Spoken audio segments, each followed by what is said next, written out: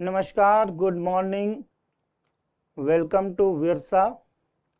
आप सभी लोगों का विरसा के इस वर्कशॉप में बहुत बहुत स्वागत है। बच्चों, आज मैं मुस्तफ़ा हुसैन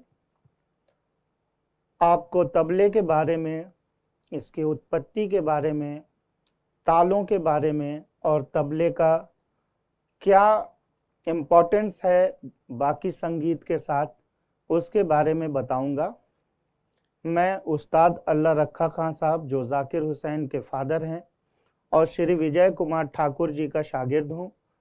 श्री विजय कुमार ठाकुर जी से मैंने बनारस घराना सीखा है और उस्ताद अल्लाह रखा खां साहब से पंजाब घराना। तो मैं बाकी के भी घरानों के बारे में भी आपको डिस्क्राइब करूंगा, बताऊंगा कि क्या फर्क है घरानों में। तबले की उत्पत्ति के बारे में मैं आपको ये बताना चाहता हूं कि ये 970 ईस्वी के आसपास इसकी उत्पत्ति हुई और ऐसा मानना है लोगों का कि इसका आविष्कार जो है वो हजरत अमीर खुसरो साहब ने किया है।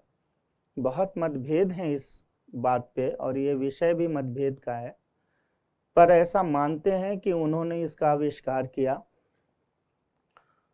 और उस समय से तबला जो है वो अस्तित्व में आया। तो पखावज के 2 अंग करके उसको बीच से काट के ऐसा बताया गया है कि इसका आविष्कार किया गया और तबला बनाया गया। पर ये प्रचलन में 1300 ईस्वी में, जब अलाउद्दीन खिलजी का जमाना था, तब ये आया। और इसको प्रचलन में लाने वाले उस्ताद सिद्धार्थ खां साहब थे, जिन्होंने पहला घराना दिल्ली घराने की स्थापना की और तब से तबला अस्तित्व में आया।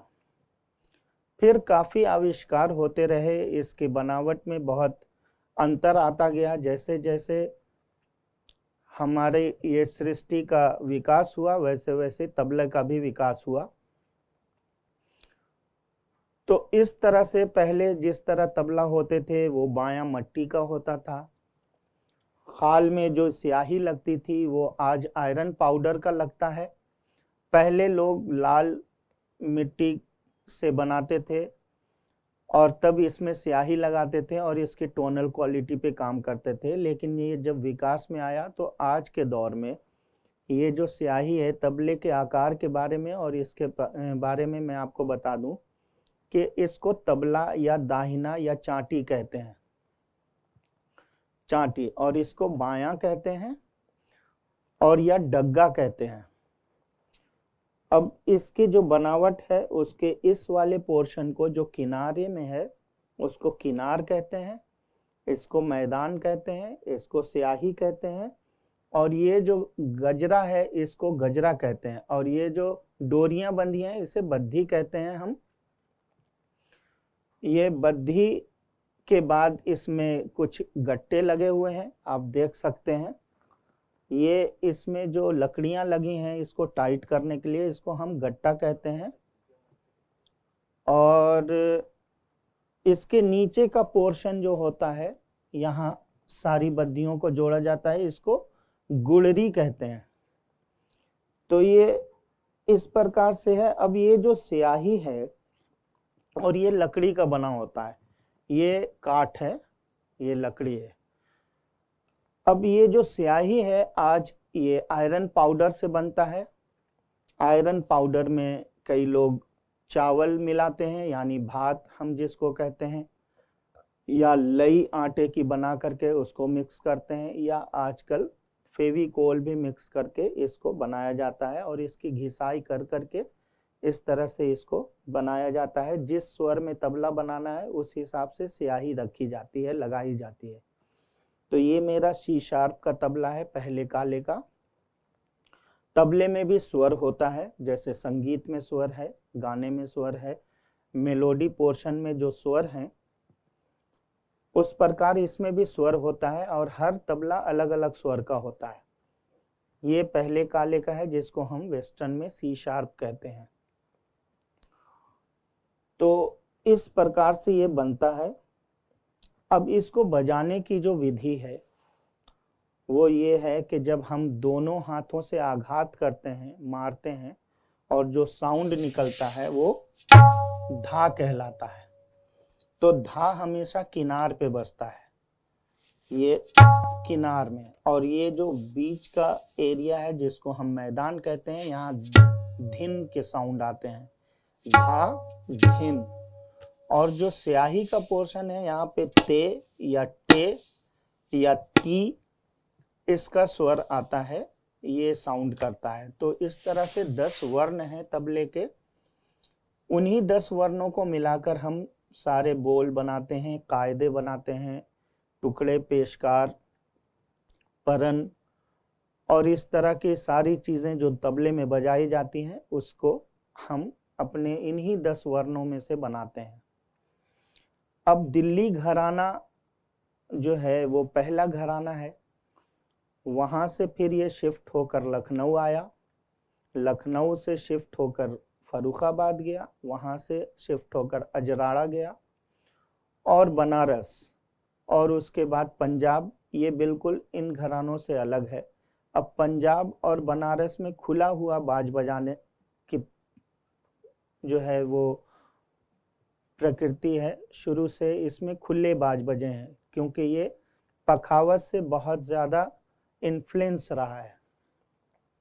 तो पंजाब घराना जो है वो पखावज के कई अंगों का इसमें समावेश है, उनके स्टाइल, उनके बोलों का सारा, तो इसलिए खुले बाज बजते हैं।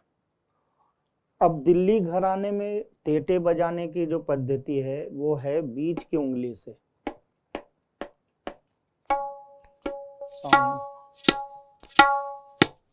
तो हम दिल्ली घराना जब बजाते हैं तो बजाते हैं धा धा ती ट, तो ये बीच की उंगली से तीटे बजाते हैं वहां, धा धा ती ट, एंड फिर धा धा तुन ना, इस प्रकार से। अगर ये बनारस में बजेगा तो धा धा ती ट, ये है। तो इसमें दोनों में फर्क यह है कि जो इधर से तेटे मारते हैं इसमें तीनों उंगलियां साथ में हैं, तो ऑब्वियसली इसमें वेट ज्यादा होगा, साउंड प्रोडक्शन ज्यादा होगा। बीच की उंगली, सिंगल उंगली से अगर बजाएंगे तो सॉफ्टनेस होगा, और इसमें जो है वेट और साउंड ज्यादा होगा।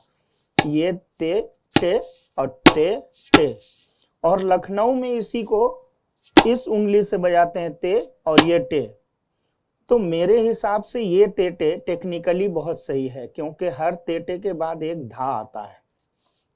जैसे हम धा धा ते टे फिर धा, तो धा के लिए ये उंगली हमेशा खुली हुई होनी चाहिए, ताकि इसका जो निकास है वो क्लियर हो और हाथ कहीं ना फंसे। अब तबले की जो प्रचलन में आने की बात है वो तो हमने आपको बताया कि 1300 सदी से ही ये प्रचलन में आ गया, और उसके बाद दिन प्रतिदिन इसमें विकास होता रहा। हमारे बड़े बड़े उस्ताद लोग इसको बजाकर आम लोगों तक पहुंचाते रहे और संगीत का, हमारी संस्कृति का प्रचार प्रसार किया। इस प्रकार तबले की उत्पत्ति हुई। इसी तरह से ताल की भी उत्पत्ति हुई है। ताल क्या है? वो एक समय है, गति है। तो गति जो है वो पूरे ब्रह्मांड में है, और ये पूरा ब्रह्मांड एक गति में बंधा हुआ है। जैसे हम 24 आवर्स जिसको 24 घंटे मानते हैं, जिसमें 12 घंटे का दिन और 12 घंटे की रात होती है, इसी प्रकार इसमें भी ताल में कुछ मात्राओं का समूह है जो फिक्स है। वो एक सर्कल है, एक से शुरू होता है। जैसे अगर हम 3 ताल के बारे में आपको बताएं तो 3 ताल में 16 मात्राएं होती हैं, 1 से 16 तक आकर फिर से 1 से शुरू होती है। तो जो पहली मात्रा है उसको हम सम कहते हैं। तो इनको कई विभागों में बांटा गया है आसानी के लिए, ताकि ताल की पहचान हो सके, और ताल की पहचान विभागों के द्वारा ही होती है। तो 3 ताल में 4 विभाग होते हैं हर मात्राओं में, हर विभाग में 4 मात्राएं होती हैं और हर 4 मात्रा के बाद एक ताली आती है या खाली आती है। तो पहली मात्रा पे ताली है और 5वीं मात्रा पे दूसरे विभाग में ताली है और तीसरे विभाग के 9वीं मात्रा पे खाली है और चौथे विभाग के 13वीं मात्रा पे ताली है। तो यानी 3 ताल और 3 ताली और एक खाली 3 ताल में है और 16 मात्रे का ये सर्कल है जिसमें संगीत में हम इसको बजाने के लिए लहरें का उपयोग करते हैं, जो हमें समय सीमा में बांध कर दिखाती रहती है कि हम कब पहली मात्रा पे आए। तो हमारे साथ आशिक हुसैन हैं हमारे सपोर्ट के लिए, ये आज मुझे लहरे से सपोर्ट करेंगे और ये बताएंगे, आपको मैं गिन कर बताऊंगा कि 16 मात्रा इसमें कैसे आया। तो ये अभी लहरा बजाएंगे आपको। कौन सा राग है? राग मियां मल्हार। आज जो मौसम है वो मॉनसून का वक्त है और ये राग भी मॉनसून में गाया बजाया जाता है। तो आपके लिए हमने ये रखा है कि मौसम के हिसाब से आशिक जी हमें राग में लहरा सुनाएं।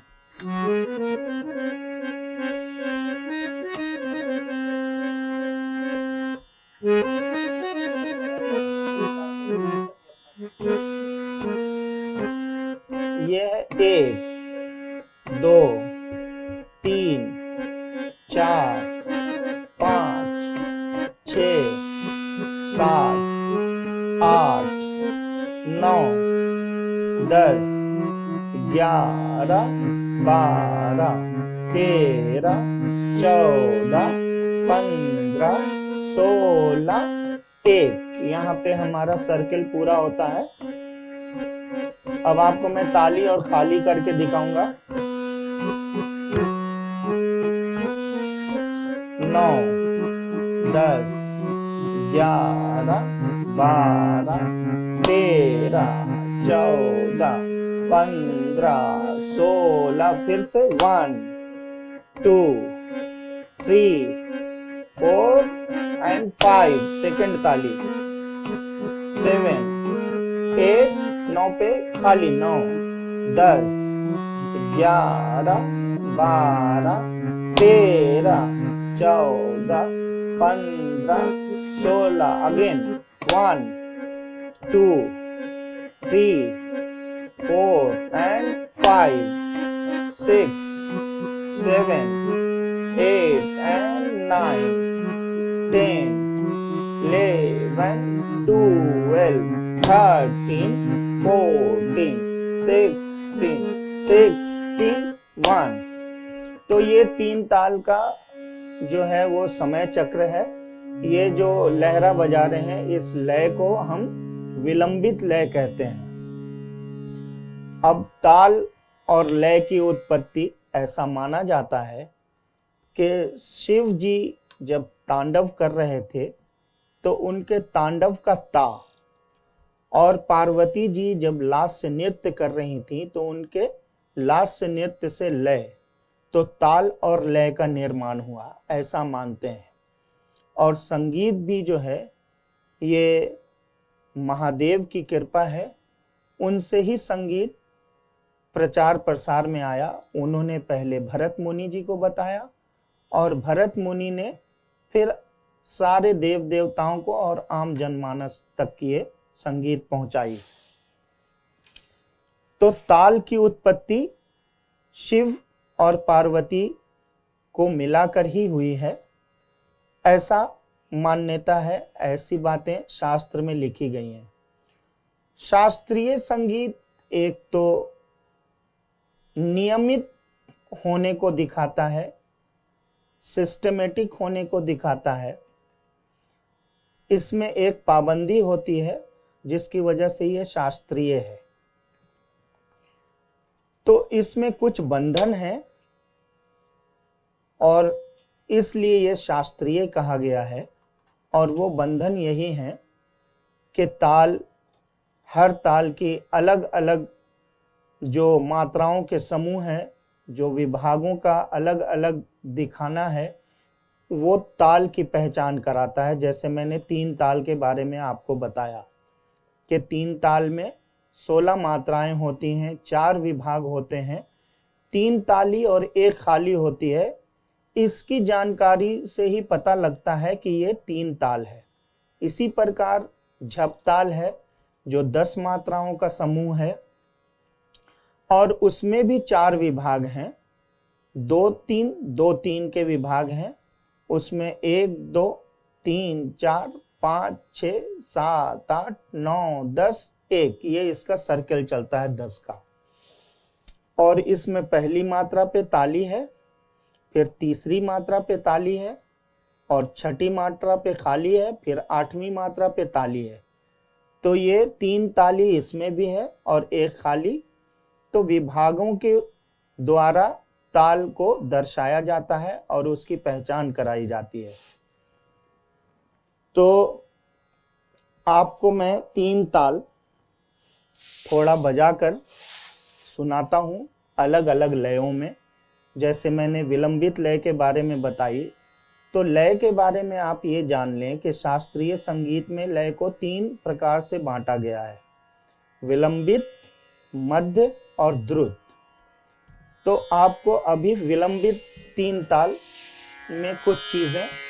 अब विलंबित में तबले में सबसे पहले अगर घरानों के हिसाब से देखें तो दिल्ली, फर्रुखाबाद, अजराड़ा और लखनऊ में, पंजाब में पेशकार बजते हैं और बनारस में उठान बजते हैं। तो मैं आपको मिक्स सुनाता हूँ, बनारस पंजाब दोनों का स्टाइल के पेशकार और उठान।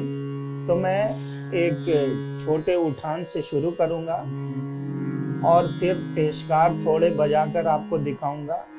ये सारी चीज़ें विलंबित लय में बजाई जाती हैं और फिर विलंबित लय में कायदे बजाए जाते हैं। मैं थोड़ा बताता हूँ, फिर आपको बताऊंगा कि कायदा क्या होता है। तो आइए आपके पास आपको मैं 3 ताल सुनाता हूँ।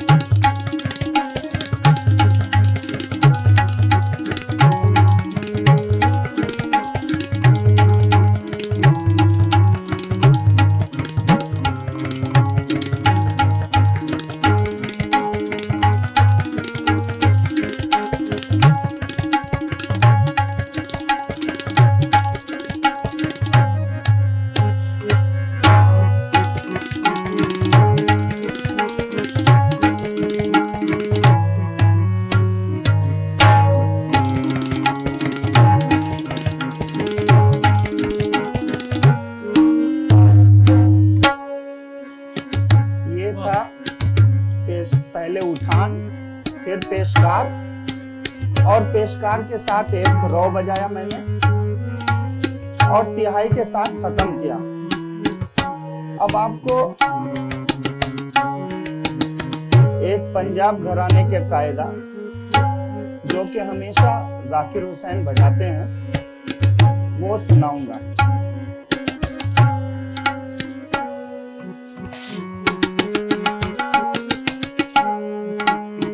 जाकिर हुसैन हमारे गुरु भाई भी हैं, हम लोग फॉलोवर भी हैं और उन्होंने तबले के लिए बहुत काम किया है।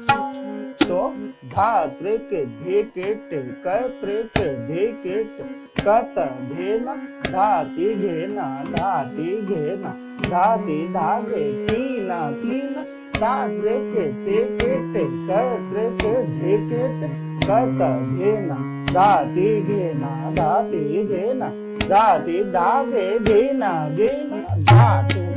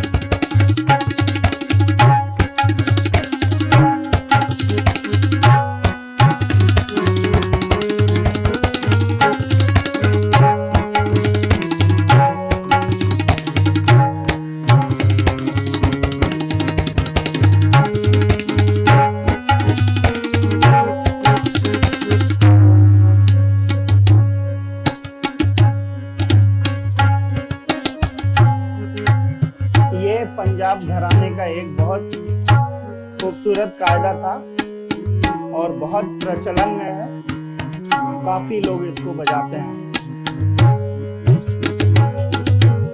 अब आपको मैं एक लखनऊ घराने का रेला नुमा कायदा सुनाता हूँ, जो कि अक्सर पंडित सपन चौधरी जी बजाते हैं और वो एक लेजेंडरी पर्सन है तबला के लिए। ये सब हमारे हिंदुस्तान के तबला के स्तंभ हैं, पिलर ऑफ तबला। तो आपको लहरा नुमा कायदा एक, रेला नुमा कायदा एक लखनऊ घराने का।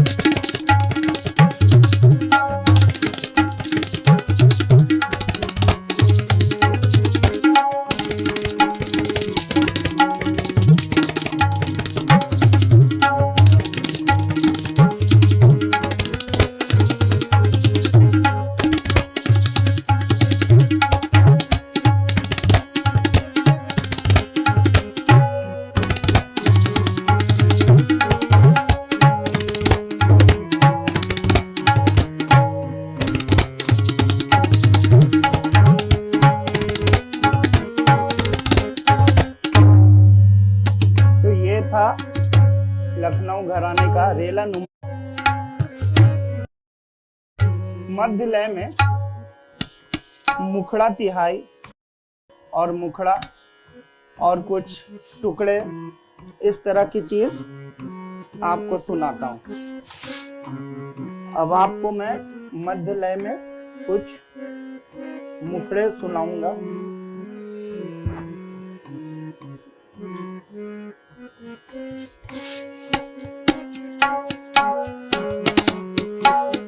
अब ये लय चेंज हो गया, पहले विलंबित था, अब मध्य लय है। तो मध्य का मतलब होता है बीच की लय, विलंबित का मतलब होता है विलंब से, यानी देर से, यानी धीरे। तो विलंबित लय धीरे बजती है और मध्य लय बीच की लय है जो द्रुत और विलंबित के बीच में बजती है।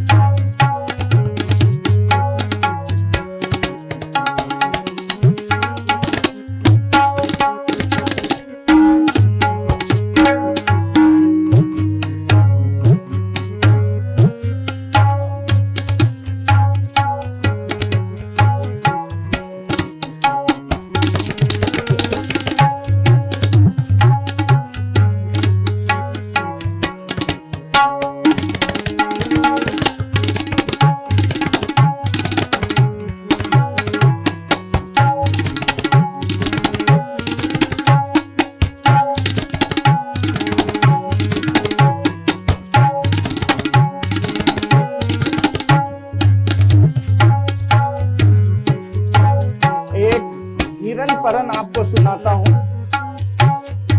हिरन कैसे कुलाचे भरती है उस पे ये बोल आधारित है। दिन दिन दादा दा दिन दिन दिन ता दे धागण नगतग दरिक तगड़ा दरिक तगड़ा दरिक दरिक दरिक तगड़ा तगड़ा तड़न निकट तगड़ा तड़न निकट तगड़ा तड़न निकट तगड़ा। इस प्रकार हिरन दौड़ती है और कुलाचे भरती है।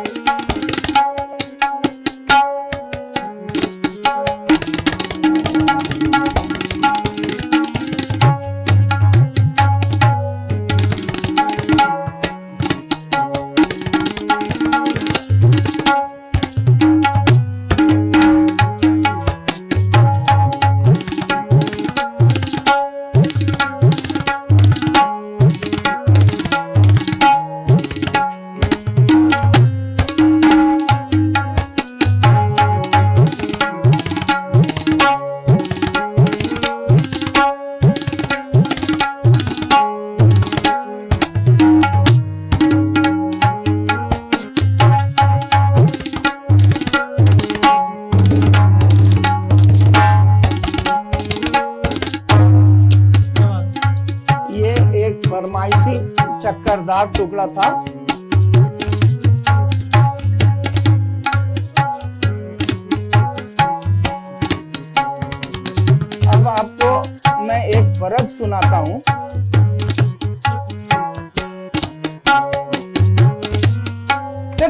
देट दागिना तागिना दाग ताग दिन गिड़ नग त्रिग तो नगिट ताग दरगन दरगन देता न देता देत तगन न दा त्रिग तग दा दरग दा।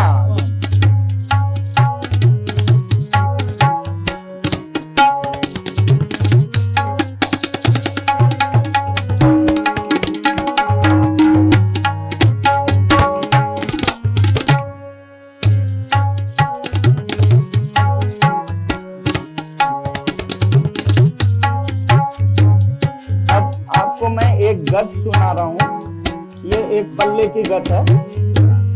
कद देखट कत गदि गन दात रगड़ देखट कत गदि गन दाते दा गदिन ना दात रगड़ देखट कत गदि कद देखट कत गदि गन दात रगड़ देखट कत गदि गन कद देखट कत गदि गन दात रगड़ देखट कत गदि गन दाते दा गदिन ना दात रगड़ देखट कत गदि दात रगड़ दर दर दरगड़ तक दा दरगड़ दरगड़ दरगड़ तक दात रगड़ दा कद दरगड़ तक दा।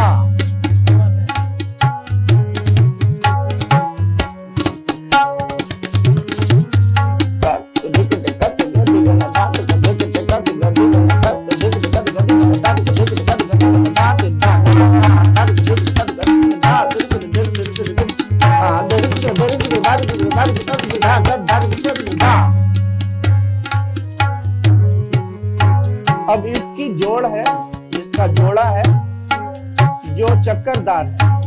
चक्करदार जो है उसका अर्थ है कि किसी भी बोल समूह को जब हम 3 बार बजाकर सम पे आते हैं तो उसको चक्करदार कहते हैं। इसी का जोड़ा कद दिकट कत गदि गन दात रगड़ दिकट कत गदि गन दात दा गदिन ना दात रगड़ दिकट कत गदि गन कद दिकट कत गदि गन दात रगड़ दिकट कत गदि गन दात दा गदिन ना दात रगड़ दिकट कत गदि गन दात रगड़ दर दर दरगड़ दा दरगड़ दरगड़ दरगड़ दरगड़ दरगड़ कद दरगड़ दा।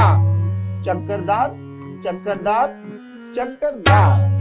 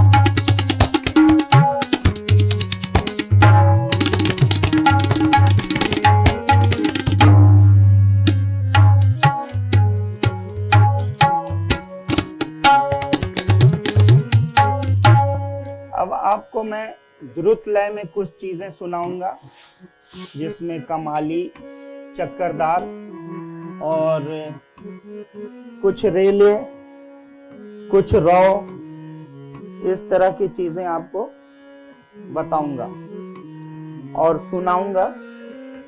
आप सबको सीखकर इसी तरह से आगे संगीत को आगे बढ़ाना है और तबला सीखना है, बजाना है, इसकी परंपरा को कायम रखना है। तो चलिए द्रुत लय आपको सुनाते हैं।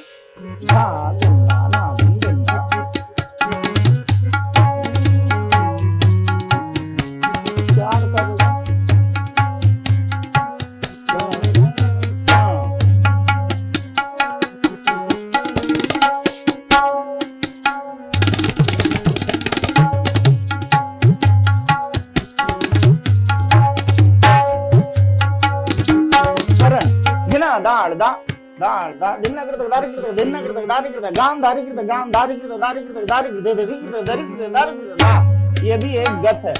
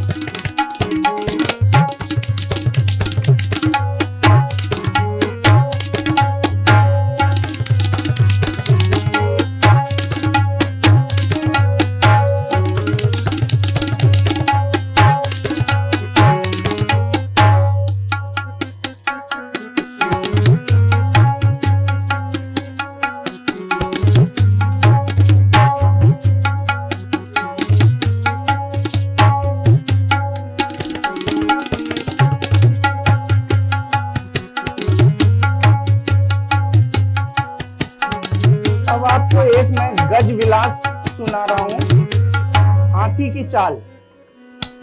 कैसे हाथी पानी में से नहाकर जब निकलता है तो वो 2 कदम तट पे आता है, अपनी सूंड में पानी लिए हुए होता है और वो अपनी पीठ पे छिड़कता है सूंड से, और फिर वो अपनी चाल चलता है अपने डेस्टिनेशन की तरफ।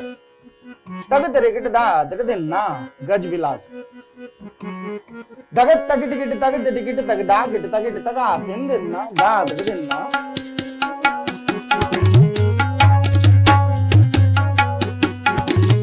टिकट देते देता गगत टिकट नम दा दिन दा। अब टिकट देते देता वो पानी से निकला तो एक साउंड आता है धिकट देते देता।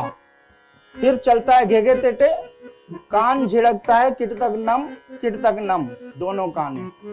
चलता है तड़ देता तड़न किट तक गदिग नग तेटे गदिन तक तेरे किट तक सूंड से पानी छिड़कता है दिग दिगिन दिग धरन दिग दिगिन नाड़। फिर चलता है ताधा तेटे तेटे घेते तक न तक तेटे गदिन तान धा। मैं बोल के सुनाता हूँ, चक्करदार परन है ये। तिन तिन तात दिन दिगट देते देता गगत टिकटनम तड़ देता तड़न किट तक गदिग नग तेटे गदिन तक तेरे किट तक दिग धरन दिग दिगिन नाड़ दे तगन दा ताधा तेटे तेटे घेते तक तेटे गदिन तान दा ताधा तेटे तेटे घेते तगन तक तेटे गदिन तान दा ताधा तेटे तेटे घेते तगन तक तेटे गदिन तान दा दिगट देते देता। चक्करदार 3 बार है, मैं पूरा पढ़ के सुनाता हूँ आपको ताकि समझ आए। दिन दिन दा दा दिन दिन ता दिगट देते देता गगत टिकटनम तड़ देता तड़न किट तक गदिग नग तेटे गदिन तक तेरे किट तक दिग धड़न दिग दिगिन नाड़ दे तगन दा तादा तेटे तेटे घेते तगन तक तेटे गदिन तान दा तादा तेटे तेटे घेते तगन तक तेटे गदिन तान दा तादा तेटे तेटे घेते तगन तक तेटे गदिन तान दा दिगट देते देता गगत टिकटनम तड़ देता तड़न किट तक गदिग नग तेटे गदिन तक तेरे किट तक दिग धड़न दिग दिगिन नाड़ दे तगन दा तादा तेटे तेटे घेते तगन तक तेटे गदिन तान दा तादा तेटे तेटे घेते तगन तक तेटे गदिन तान दा तादा तेटे तेटे घेते तगन तक तेटे गदिन तान दा दिगट देते देता गगत टिकटनम तड़ देता तड़न किट तक गदिग नग तेटे गदिन तक तेरे किट तक दिग धड़न दिग दिगिन नाड़ दे तगन दा तादा तेटे तेटे घेते तगन तक तेटे गदिन तान दा तादा तेटे तेटे घेते तगन तक तेटे गदिन तान दा तादा तेटे तेटे घेते तगन तक तेटे गदिन तान दा। क्या बात है, बहुत मुश्किल बंदिश है और ये गोदो सिंह महाराज की है। बनारस पंजाब में बहुत बस्ती है। तो गज विलास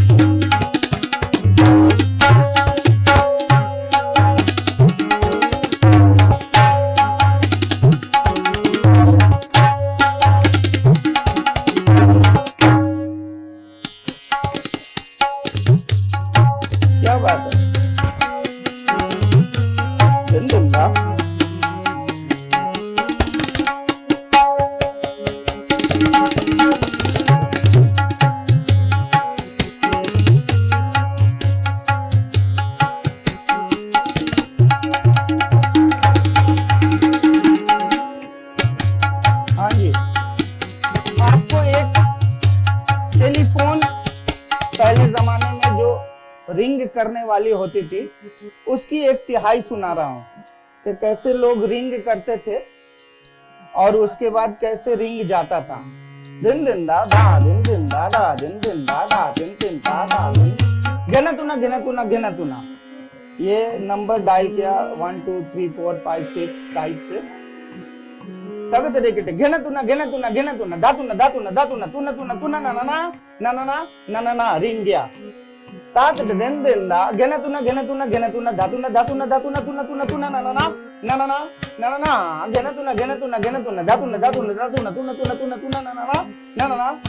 घेना तुना दातुना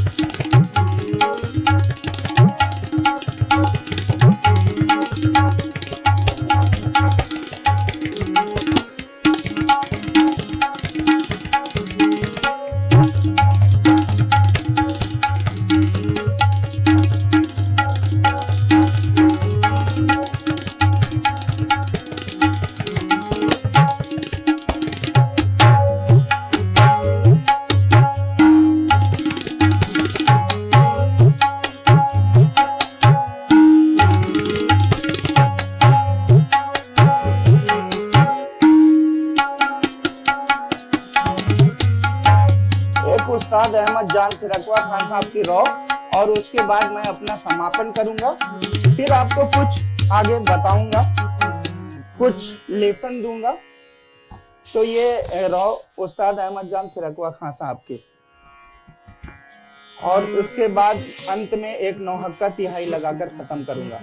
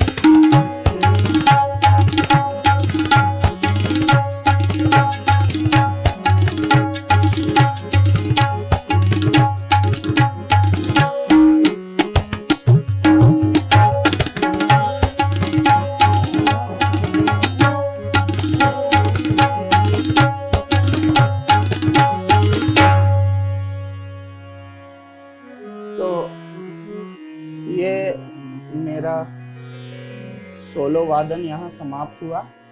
थैंक यू वेरी मच। तो मैं तबले के संगत के बारे में बताना चाहता हूँ कि इसके भी कई अलग अलग पार्ट हैं। जैसे क्लासिकल संगीत में संगत करने के लिए तो क्लासिकल वोकल का जो है 2-3 स्टाइल है। एक तो विलंबित ख्याल का है, दूसरा धुरपद का है, तीसरा धमार का है। तो हम ख्याल के बारे में बताएंगे और बड़े ख्याल में कौन सी तालें बजती हैं। जनरली बहुत सारी तालें हैं ख्याल अंग के भी। ख्याल अंग में ज्यादातर विलंबित एक ताल बजाते हैं लोग। मैक्सिमम लोग बड़े ख्याल जो है वो विलंबित एक ताल में गाते हैं। बहुत कम लोग हैं जो झुमरा गाते हैं और तिलवाड़ा गाते हैं। तो मैं उन चीजों को बताऊंगा जो प्रचलन में अभी हैं। वो मैं आशिक कुमार जी से रिक्वेस्ट करूंगा कि वो 1-2 लाइन मुझे विलंबित एक ताल में गाएं, और ताकि मैं संगत करके बच्चों को बता सकूं कि कैसे संगत किया जाता है। आप राग भी बता देना। मैं राग पुरिया धनश्री में विलंबित ख्याल एक पेश कर रहा हूँ, जिसपे मुस्तफा जी आपको बताएंगे।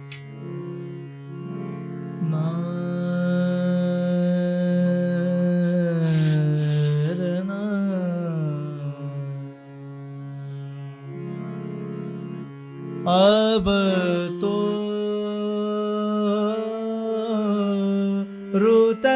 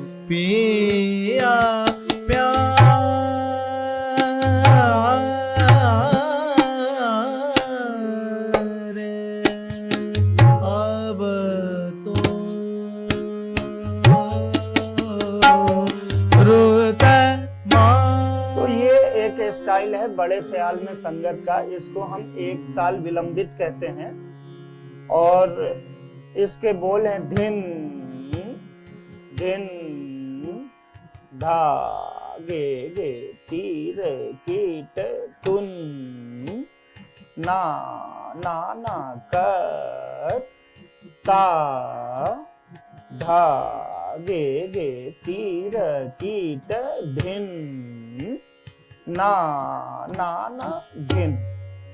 अब इसमें विलंबित उस पे डिपेंड करता है कि गाने वाले लय को कितना अस्थिर करके गाते हैं, कितना विलंब से गाते हैं। उस प्रकार से बोलों के बीच में अवग्रह बढ़ जाता है, तो हम फिर काफी डीप विलंबित एक ताल गाते हैं। इसी प्रकार छोटे ख्याल में कैसे संगत किया जाता है वो आपको अभी गाएंगे।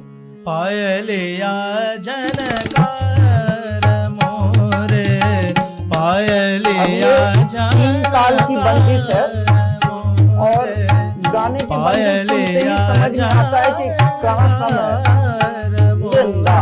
झनन झनन बाजे झनकार झनन झनन बाजे झनकार पायलिया झनकार। तो ये छोटे ख्याल में। इसी प्रकार गाने में और भी स्टाइल हैं, क्योंकि संगीत में गाने को 3 विभागों में बांटा गया है। शास्त्रीय संगीत, सुगम संगीत और उपशास्त्रीय संगीत। शास्त्रीय संगीत, उपशास्त्रीय संगीत और सुगम संगीत। तो अभी शास्त्रीय संगीत में आपको मैंने ख्याल अंग के बारे में, दोनों अंग के बारे में बताया कि कैसे संगत की जाती है। अब ठुमरी में तालों का बदलाव होता है। जैसे ठुमरी में जत की ठुमरी गाई जाती है, उसके बाद अद्धा गाया जाता है, कहरवा गाया जाता है, दादरा गाया जाता है। तो इस प्रकार मैं आशिक जी से रिक्वेस्ट करूंगा कि वो एक छोटी सी ठुमरी सुनाए, जिसमें मैं अद्धे ताल के बारे में बच्चों को कुछ बता पाऊं और संगत का स्टाइल दिखा पाऊं। कोयलिया को सुनावे, हाँ कोयलिया को सुनावे, सखीरी मैं का बिरहा सतावे, उन बिन कछु ना सोहावे, निसे अंधियारी कारी बिजली चमक, मोरा जिया पावे, कोयलिया को सुनावे। अब इसके बोल हैं धा अधिक धा धा अधिक धा धा अधिक धा धा अधिक धा धा अधिक धा धा अधिक धा धा। तो अद्धा इसको कहते हैं। इसके ताल में बीच बीच में एक अवग्रह जाता है, धा आ। ये आ जो है अवग्रह, ये इसको आधा करता है। तो धा अधिक धा धा अधिक धा धा अति, यानी आधा आधा बजता है, पूरा पूरा बोल नहीं, इसलिए इसको अद्धा कहा जाता है। तो अब मैं कहूंगा कि कुछ कहरवा की चीज सुना दे। याद पिया की आए हैरान, याद पिया की आए,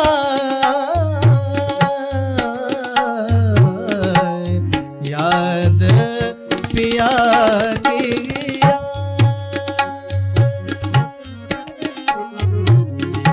ये दुख सहाना जाए, ये दुख सहाना जाए, याद पिया की ये कहरवा था। ये बहुत मशहूर ठुमरी है बड़े गुलाम अली खान साहब की। अब आपको दादरा के बारे में बताते हैं और ठेका का स्टाइल क्या होता है कि गाने के साथ हमको कितना सॉफ्ट रहना है और उनके अंदाज से हमको संगत करना है, तब इसकी खूबसूरती बढ़ती है। संगत का ये मतलब होता है। तो आइए दादरा सुनते हैं। रंगी सारी गुलाबी चुनरिया रे, मोहे मारे नजरिया सावरिया रे, मोहे मारे नजरिया सावरिया रे।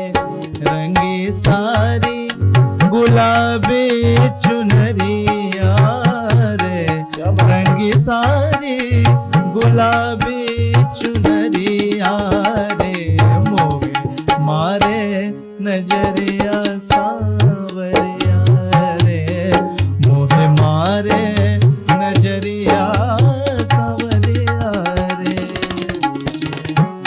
अब देखिए कि कैसे दादरा से कहरवा में जाते हैं जब लग्गी बजाते हैं। जाओ जी जाओ करो ना बतिया, जाओ जी जाओ सैया, जाओ जी जाओ सैया, जाओ जी जाओ, जाओ जी जाओ करो ना बतिया। ए जी बाली है हमरी उमरिया रे, ए जी बाली है हमरी उमरिया रे, मोहे मारे नजरिया सावरिया रे, मोहे मारे नजरिया सावरिया रे। रंगी सारी गुलाबी चुनरिया रे, रंगी सारी गुलाबी चुनरिया रे, मोहे मारे नजरिया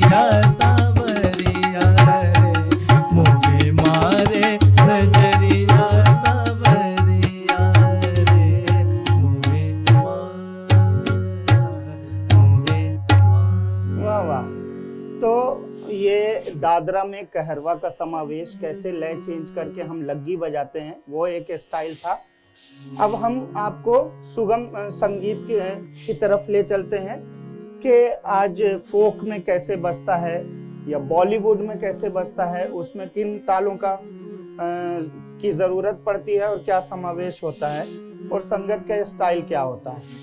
तो सुगम संगीत में एक भजन मैं आग्रह करूंगा आशिक कुमार जी से।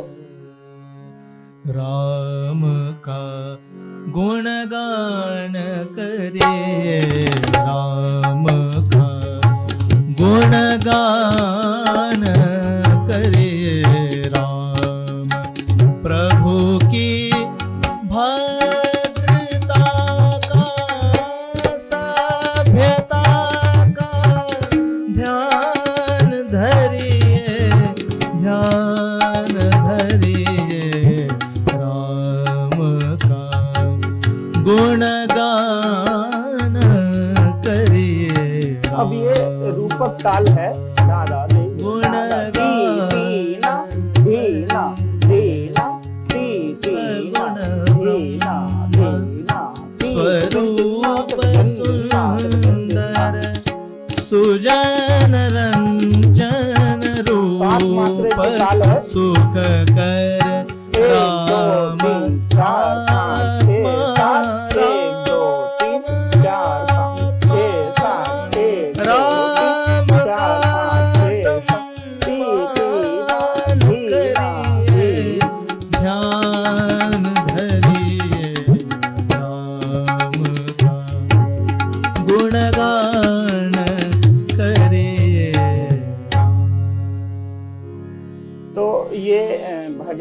सुगम संगीत में आते हैं, गजल आती है और बॉलीवुड भी आती है।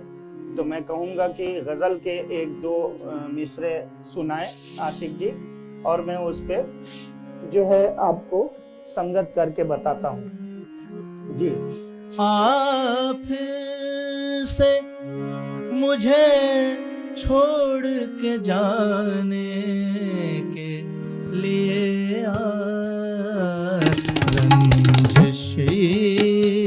सही दिल ही दुखाने के लिए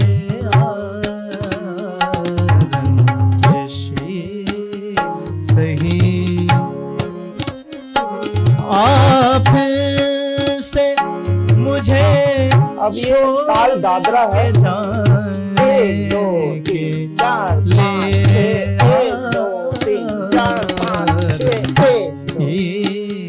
सही दिल ही दुखाने के लिए सही।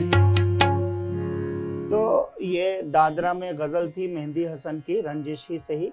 अब आपको बॉलीवुड के एक आध चीजें आपको सुनवाता हूँ कि आजकल उसमें कैसे ठेका बजता है। और कहरवे का बहुत वर्जन है, बहुत वैरायटी है, तो वो कैसे आता है उसमें जी। मैं तेनू समझावा जी, न तेरे बाजो लगदा जी, तू की जाने प्यार मेरा, मैं करा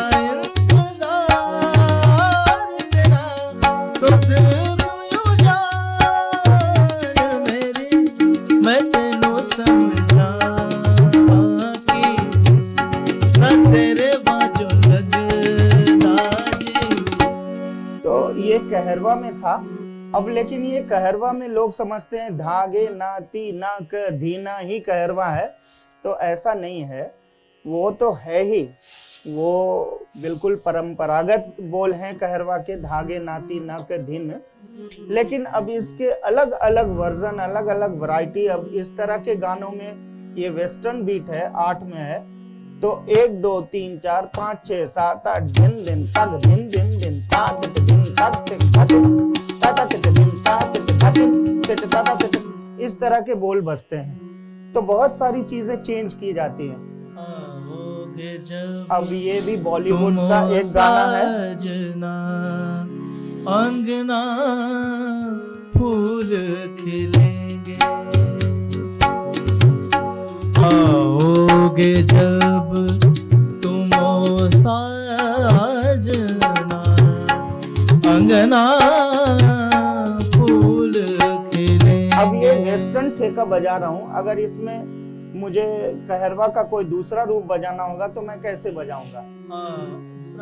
गाना यही गाइए। आओगे जब तुम साजना, अंगना फूल खिलेंगे,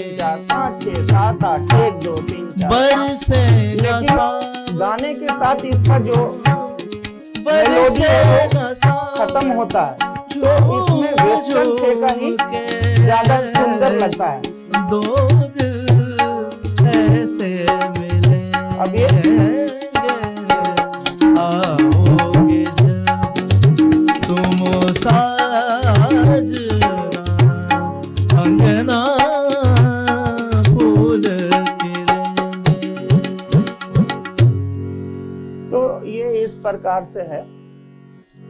अब जैसे कव्वाली भी एक पोर्शन है सुगम संगीत का, तो अब उसमें ठेका का कैसा होता है वो आपको एक लाइन में सुना देता हूँ। हो लाल मेरी पत रखियो बाला, झूले लालन सिंधनी दा, सेवन दा सखी शाहबाज कलंदर, दमादम मस्त कलंदर, अली दा पहला नंबर, सखी शाहबाज कलंदर, दमादम मस्त कलंदर। ओ लाल मेरी पत रखियो बाला, झूले लालन सिंधनी दा, सेवन दा सखी शाहबाज कलंदर, दमादम मस्त कलंदर, अली दा पहला नंबर, दमादम मस्त कलंदर, सखी शाहबाज कलंदर। ओ लाल मेरी, ओ लाल मेरी। तो ये इस तरह से तबले की संगत की जाती है। कुछ लोग बेसिक बोलों को बहुत बेसिक समझ लेते हैं, लेकिन वो पूरे जीवन का एक ऐसा मूल मंत्र है जो हमेशा करना होता है, कि जैसे च्यवनप्राश समझ लीजिए आप, जिसमें हर जड़ी बूटी, हर ताकत की चीजें जो आपके पूरे बॉडी को कंट्रोल करता है, ऐसे ही तेटे और तिरकिट के कायदे हैं जिसको पूरी जिंदगी रियाज करना पड़ता है। और आप इसको ऑडियंस के साथ भी शेयर कर सकते हैं, वहां भी बजा सकते हैं। जरूरी नहीं है कि हम बहुत मुश्किल कायदे बजाएं और बहुत मुश्किल बंदिशें बजाएं। अगर आप तेटे के कायदे को बहुत तरीके से सुनाते हैं तो वो भी अपने आप में एक अलग महत्व रखता है। तो मैं तेटे के कायदे के बारे में आपको बताता हूं। जैसा कि आपको पहले भी मालूम होगा, कई बच्चों ने अपने गुरुजी से, अपने टीचरों से सीखा होगा, उन्होंने भी जरूर बताया होगा।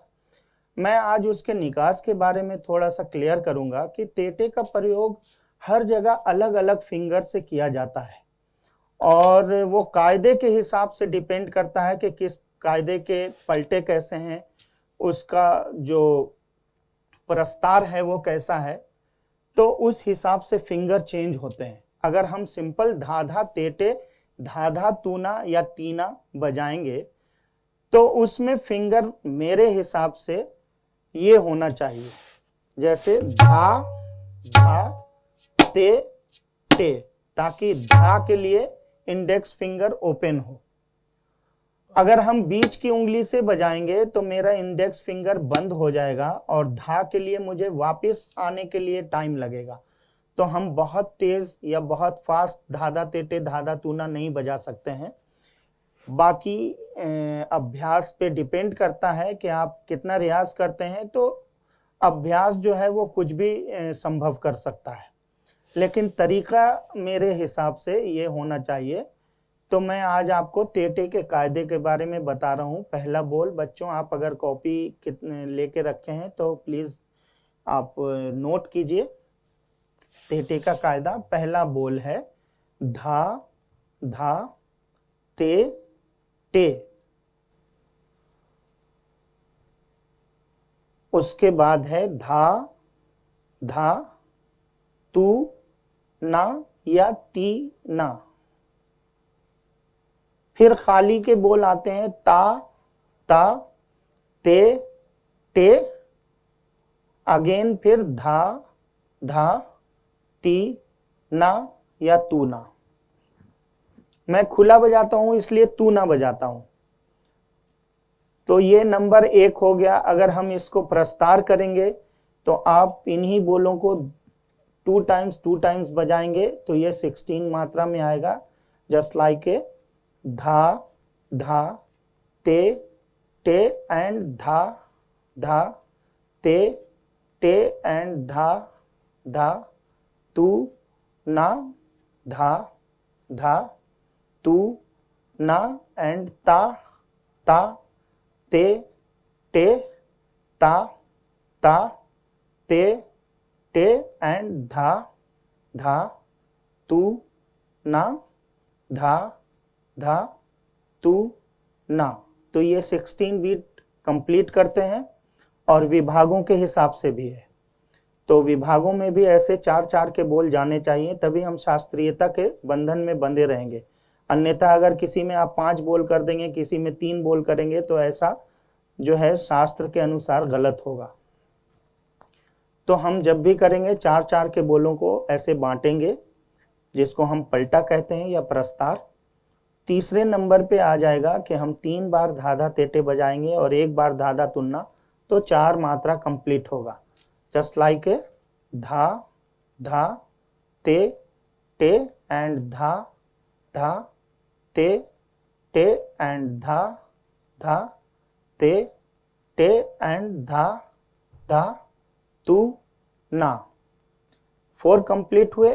इसी तरह ता, ता, ते, टे, ता, ता, ते, टे, धा, धा, ते, टे, धा, धा, तू ना। अब मैंने खाली में 2 बार ताता तेटे बोला और 1 बार धाधा इसलिए बोला कि हमारी ताली खाली जो है वो 2 बार ताली आती है पहले में, उसके बाद खाली आती है, फिर 13वीं मात्रा पे ताली आती है, तो वो 13वीं मात्रा पे 1 बार धाधा तेटे आता है, फिर धाधा तू ना आता है। तो ये है। अगर इसके आगे चौथे नंबर पे हम जाएंगे तो बोल का विस्तार इस तरह हो जाएगा, जैसे धा, धा, ते, टे, ते, टे, ते, टे एंड फिर धा, धा, ते, टे फर्स्ट बोल आएगा, देन धा, धा, तू ना। तो ये 8 कंप्लीट हो जाएंगे। फिर इसी प्रकार ता, ता, ते, टे, ते, टे, ते, टे एंड धा, धा, ते, टे, धा, धा, तू ना। तो आपके 4 बोल कंप्लीट हो गए।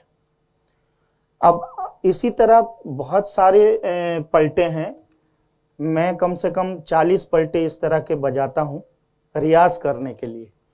आपको फिर इसमें से जो सुंदर लगता है वो आप परफॉर्मेंस में बजा सकते हैं, लेकिन रियाज करने के लिए आपको, अभ्यास करने के लिए आपको मटेरियल बहुत ज्यादा होना चाहिए ताकि आप अभ्यास कर सकें। तो मैं अभी 4 बोल बता रहा हूं। जब नेक्स्ट क्लास में मैं तबले की क्लास में आऊंगा, इसको आगे कंटिन्यू करूंगा और कायदे को आगे बढ़ाऊंगा। इस प्रकार तेटे के कायदे हैं, इसी प्रकार से तिरकट के भी कायदे हैं। जिस तरह मैंने बता दिया कि तेटे ऐसे बजता है, धा, धा, ते, चारों बोल बजा के बता दे रहा हूं। तू ना, ता, ता, ते, टे, धा, धा, तू ना। अब ये 2 नंबर होगा, धा, धा, ते, टे, धा, धा, ते, टे, धा, धा, तू ना, धा, धा, तू ना। फिर खाली बजेगी ता, ता, ते, टे, ता, ता, ते, टे एंड धा, धा, तू ना, धा, धा, तू ना। 3 नंबर इसी प्रकार 3 बार तेटे बजेंगे, धा, धा, ते, टे, धा, धा, ते, टे, धा, धा, ते, टे, धा, धा, तू ना। फिर खाली बजेगा ता, ता, ते, टे, ता, ता ते ते धा धा ते ते धा धा तू ना। फिर चार नंबर इसी प्रकार बजेंगे, धा धा ते ते ते ते ते ते। अब इसमें हर बार फिंगर देखिए ओपन है ताकि ते ते बजाने में इजी हो। अगर ऐसे ऐसे बजाएंगे तो हाथ फंसता है जनरली।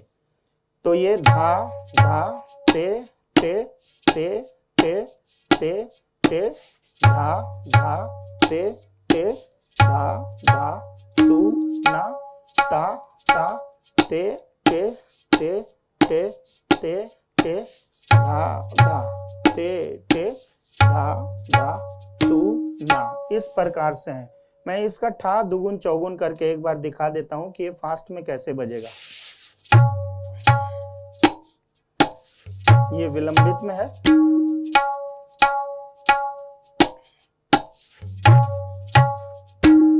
अब डबल,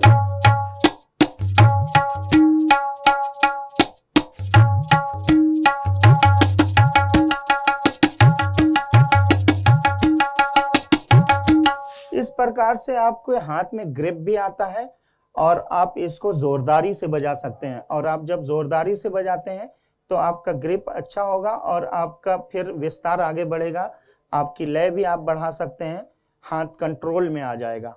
कायदे का मतलब यही है कि सिस्टम में आना। सिस्टम में आने के बाद जब आपका दोनों हाथ पे बैलेंस होता है, कंट्रोल होता है, तो आप हर चीज तैयारी के साथ बजा सकते हैं। तो धन्यवाद है आप सब लोगों को, और आप विरसा को धन्यवाद दीजिए, रूट्स टू रूट्स को। मैं आप सबसे विदा लेना चाहूंगा और आप सब लोगों का बहुत धन्यवाद है। अगले सेशन में हम मिलते हैं। मैं आशिक कुमार जी का भी बहुत धन्यवाद करता हूं, इन्होंने मेरा साथ दिया, इनको भी धन्यवाद है।